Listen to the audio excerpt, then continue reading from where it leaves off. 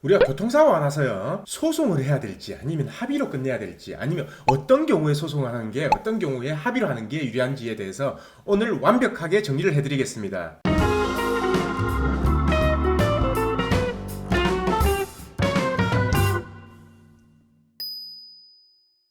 안녕하세요. 매일 새로운 정보를 드리는 채널 보상가배상TV입니다. 구독과 좋아요, 알림 설정은 꼭 부탁드립니다. 오늘은 꼭 교통사고에서 소송을 해야지 유리한 사건과 소송을 절대 하면 안 되는 사건들에 대해서 한번 얘기를 해보겠습니다. 우선 소송을 꼭 해야지 유리한 사건, 소송을 해야지만 금액적으로 훨씬 더 이득인 사건에 대해서 말씀을 드려보면요, 제가 앞선 영상에서도 누누이 강조했지만 사망사건, 중상해 사건, 그리고 영구장애가 예상되는 사건, 그리고 간병인이 필요한 사건은 무조건 소송을 해야지 유리하다고 이렇게 말씀을 드렸었습니다. 그러면은 그 구체적인 이유에 대해서 우리 변호사한테 한번 들어보겠습니다. 안녕하세요. 장슬기 변호사입니다. 오늘 제가 그 소송을 진행해야 되는 사건과 소송을 진행하지 말아야 되는 사건들에 대해서 한번 설명을 드려보도록 하겠습니다. 제가 장애와 관련된 이런 교통사고 소송을 한 수백 건 정도 진행한 것 같은데요. 기억나는 사건 몇 개만 예를 들어보자면 음주운전 차량에 의해서 사망한 고등학생 사건이었습니다. 그 고등학생 사건이 보험사에서 제가 그때 보험사하고 통화를 했었거든요. 네. 근데 아마 최종적으로 4억 5천 정도가 자기들은 약관 지급 금액, 그리고 소가로 하더라도 특인 산정 금액 80%에서 85% 적용해서 4억 5천 정도 제시를 했었고, 어차피 근데 이 그때 부모님들은 뭐 소송을 애초부터 하기로 마음먹었으니까 그 소송을 진행을 했었었죠. 네, 그때 그렇게 합의가 불발되고 저희한테 소송을 맡겨가지고 소송을 진행했는데 1년이 안 되는 기간에 소송이 빨리 끝났습니다. 한 10개월 정도. 그렇죠. 네. 그리고 실제 판결 금액이 6억이 조금 넘었던 네, 걸로 좀. 기억합니다. 그래서 이자하고 그때 변호사 비용, 소송 비용 다 포함해서 한 6억 5천 정도, 네네. 이렇게 산출됐던 것 같고요. 그러니까 불과 10개월 만에 지금 2억이 달라진 거잖아요. 그렇죠. 네. 그러니까 이런 사건 같은 경우에는 반드시 소송으로 진행을 해야 되는 사건에 속하는 거죠. 그러니까 사망사고 같은 경우에 일단 이분 같은 경우에, 이 고등학생 같은 경우에는 위자료가 보통은 통상적으로 법원에서 인정하는 위자료 1억이 아니라 위자료가 얼마가 그때 책정이 됐었죠? 이 사건 같은 경우에는 위자료가 1억 4천 정도로 책정이 돼서 판결이 났습니다. 보통 그 소송을 보면은 1억이죠. 위자료는 1억을 넘기가 힘듭니다. 근데 이 사건 같은 경우에는 음주운전자에 대한 피해이기 때문에 저희가 그 부분을 강력하게 어필해서 위자료가 1억 4천만 원이 나온 사건입니다. 그때 그 변호사님이 서면만 한 2장 넘게 쓴 걸로 알고 있는데, 위자료에 관한 서면만. 그렇죠. 네. 그렇게 위자료 해서 부분만 네, 두 서면 장이. 2장 이상 네. 썼었죠. 강력하게 그때 이거는 1억이 되면 안 된다. 네네. 그리고 1억 4천이 돼야 된다라고 해서 위자료 부분부터 일단 4천만 원의 차이가 났고, 그러면은 이런 사망사고 같은 경우에는 무조건 소송을 해서 이자하고 나중에 소송 비용까지 다 청구해버리는 게 낫다 라고 이렇게 하는데, 그러면 이 사망사고 말고 중상해 사고나 영구장애가 예상되는 사고, 그리고 우리가 간병인이 필요한 사고에는 왜 강력하게 소송이 요구되는가요? 중상해 같은 경우에는 저희 사무실에서 이런 사건이 있었습니다. 고속도로에서 사고를 당해서 다발성 골절로 신체 여러 부위에 골절이 일어났고, 그때 헬기로 이송되는. 그쵸. 네네. 그 사건입니다. 그러니까 신체에 한 군데만 장애가 남은 것이 아니라 여러 군데에 영구장애가 남게 되었습니다. 근데 이분 같은 경우에는 처음에 저희 사무실에 오기 전에 손해사정사한테 위탁을 그래서 기억- 그때 1억 5천 정도의 합의를 해야 되냐 말아야 그쵸, 되냐. 그쵸. 네네. 그래서 우리가 소송을 하자. 네네. 그렇게 상담이 들어온 사건이었는데 저희가 보자마자 이거는 바로 소송해야 됩니다라고 얘기를 해서 소송을 진행하게 되었고, 지금 여러 군데 그 신체 감정 결과가 해신되어서 다 저희가 해신됐죠 그게. 네, 다 해신되었습니다. 저희가 청구한 금액이 6억 5천 정도입니다. 확장 청구한 금액이요. 네. 그러니까 실제로는 그 합의된 금액, 그러니까 합의를 만약에 그 손해사정사가 했다면은 거의 5억 정도의 차이가 나는 큰일 거죠. 날 뻔했네요 그러면은. 그럼 중상해 같은 경우에도 어떤 식으로 장애가 평가되고 어떤 식으로 영구장애가 될지를 정확하게 판단이 안 되고, 그래도 거기에 따라서 뭐 향후 치료비도 다 계산돼야 될 거 아닙니까? 그래서 중상해 같은 경우도 무조건 소송이 유리하다. 그리고 6억 5천 정도면은 이자만 해도 지금 3년 지난 사고기 때문에 이자만 해도 엄청 클 거 그죠? 아닙니까? 그리고 네. 소송 비용도 청구할 수 소송 있고요. 비용도 다 청구, 변호사 비용도 다 청구할 수 네. 있고 그러니까. 그러면 중상해도 그렇고 그 간병인이 필요한 사건들, 보통 우리가 뇌손상이나 척수손상 같은 경우에 마비가 오잖아요. 마비가 오면은 보통 평생 개호인이 필요하다라는 이렇게 감정 결과가 나오는데, 이 사건에 대해서도 한 개 뭐 소개시켜줄 사건이 있는가요? 지금 생각나는 사건을 한번 말씀드려보면은 저희 사무실에서 진행한 사건 중에서 한 가지는 부분마비가 발생한 사람입니다. 근데 그런 부분마비는 보험사에서는 개호인은 필요 없다. 이거는 일상생활 가능한 정도다라고 간병인이 하면서 필요 없다라고 그쵸. 그렇게 한 거죠. 네. 간병 비용을 아예 인정해주지 않았습니다. 네네네. 그래서 저희가 그 사건을 위임받고 이거는 개호인 해볼만 하다 그때. 그쵸. 예. 개호인이 필요하겠는데 라고 생각을 하면서 감정 가서 이게 개원이 나올 수도 있다. 그쵸. 예, 그래서 실제로 진행을 하였고 0.5인이 그때. 필요하다라고 해신되어서 저희가 그거에 대해서 확장을 청구했고 실제로는 금액이 한 5억 이상 차이가 네, 났던 5억 걸로 정도 차이 기억합니다. 났죠. 자, 이렇다시피 사망 그리고 중상해 그리고 간병인이 필요한 사건은요. 절대 보험사에서 미리 예측해서요. 그 부분까지 100% 지급하지는 않습니다. 그래서 결국은 법원 신체 감정을 통해서 그 감정 결과가 나오게끔 유리하게 나오게끔 이끌어야 되고요. 만약에 그 유리한 결과가 나왔다면은 손해배상액은 몇 배가 상승이 됩니다. 자, 그러면 이제 소송을 꼭 해야 되는 사건에 대해서 한번 말해봤잖아요. 그러면은 알려드려야 될 거 아닙니까? 구독자분들 중에서도 무모하게 소송을 해서 결국 피해보는 사건들이 있는데요. 절대 소송하면 안 되는 사건에 대해서도 좀 알려주시죠. 그 예로는 첫 번째 사고 기여도가 문제되는 사건입니다. 그러니까 자기가 예전에 동일한 부위를 다친 적이 있었다던가 이런 사건 같은 경우에는 사실 소송으로 진행하는 게 불리할 수 있습니다. 그러니까 그게 예를 들어 보면은 이런 사건들이 있었죠.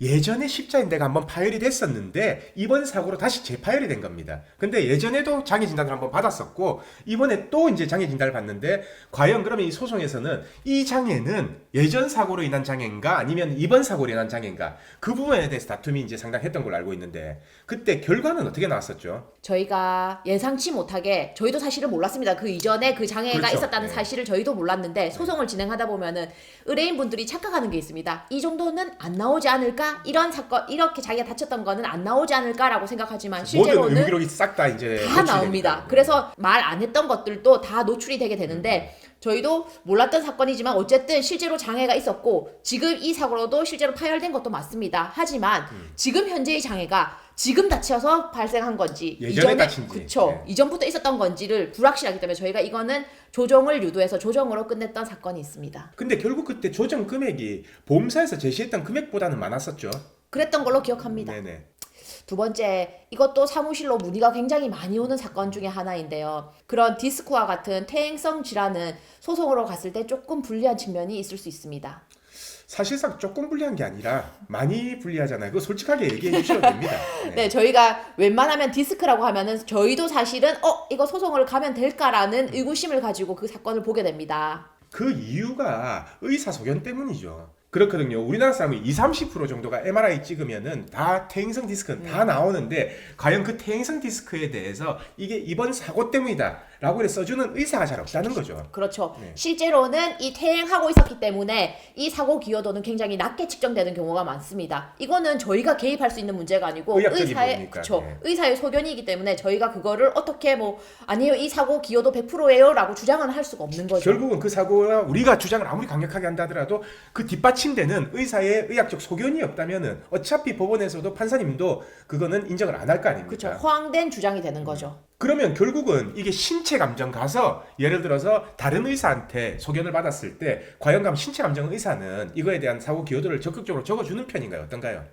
그렇진 않습니다. 자기가 보통 주치의한테는 사고 기여도가 굉장히 높게 책정되어서 소견을 받아오는 경우가 많습니다. 근데 저희가 실제로 소송을 진행하면서 신체 감정 의사에게 그 똑같은 의무 기록으로 보냈을 때 과연 그 기여도가 나오느냐는 조금 의문이 있습니다. 실제로는 신체 감정의들은 퇴행성 질환이기 때문에 실제로 이 사고 기여도는 없다라고 하는 경우도 있고 20-30%라고 나오는 경우도 굉장히 많습니다. 그러면 실질적으로 계산을 해보면요. 디스크가 맥브라이 장애에서 노동력 상실률이 23%로 평가가 되거든요. 그러면은 30%의 기여도로 3년에 한시장애를 받는다라고 하면은 우리가 보통인부, 도시일용노임의 보통인부로 계산했을 때 305만 원 기준이면은 3년 장이면 약 700만 원 정도가 계산이 돼요. 근데 만약에 보험사에서 이거를 지불 보증을 해줬다. 근데 치료비를 500만 원을 지출했다. 그러면은 70%는 다시 배태해야 될 거 아닙니까? 맞아요. 그러면은 700만 원에서 350만 원을 다시 빼버리면은 350만 원밖에 안 남는다라는 거죠. 그렇죠. 그러면 차라리 보험사하고 합의하는 게 보험사에서는 그 700만 원 이상은 줄 거 아닙니까?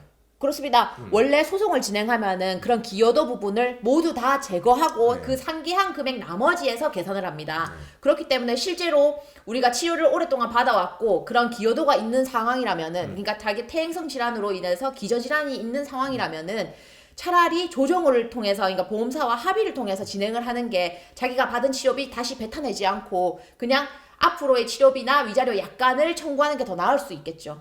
그럼 이것도 예전 영상에서 말했던 민사조정 신청 같은 경우에는 어떨 걸로 보이나요? 민사조정 신청 같은 경우에는 이전 영상에서도 말씀드렸다시피 만약에 자기가 의학적인 근거가 충분하고 그런 서면을 좀 타당하게 쓸 수 있다면은 민사조정 신청 괜찮습니다. 아마 소송으로 가는 것보다는 제 생각에는 민사조정 신청이 더 나을 것 같고요.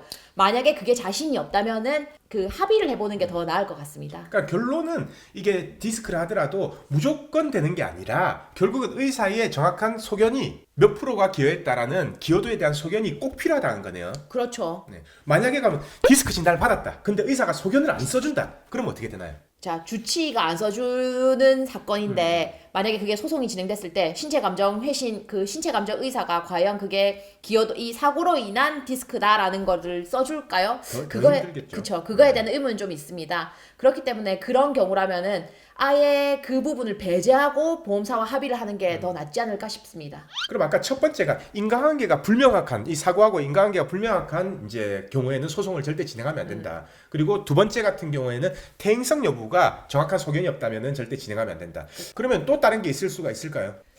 세 번째로는 그런 간부골절 같은 장애가 나올지 안 나올지 애매모호한 그런 경우에는 소송을 진행하지 않는 게 좋습니다. 그러니까 한 시장에도 안 나올 만한 것들 말하는 그렇죠. 거죠. 아마 이런 경우에는 자기가 장애가 진짜로 있는지 없는지에 대해서 본인이 느낄 수 있습니다. 손목을 움직여 봤을 때 이런 불편함이 있거나 발목을 움직여 봤을 때 불편함이 있는지 없는지를 자신이 느껴보고 만약에 실제로 그렇게 큰 움직임에 제한이 없다라고 생각된다면은 이런 경우에는 소송을 진행해서 그 신체 감정을 했을 때 장애가 없다라고 나올 가능성이 매우 높습니다. 그러니까 그게 예전에도 이런 게 있었잖아요. 보험사에서 3년 장애 한 시장을 인정해서 저희가 합의 시도를 하려고 했었는데 의뢰인이 무조건 소송해달라. 그래서 우리가 그때 의뢰인을 설득시키고 이런 경우가 있었습니다. 근데 이거는 소송 가면 장애 안 나올 수도 있다. 근데 자기는 안 나와 좋다.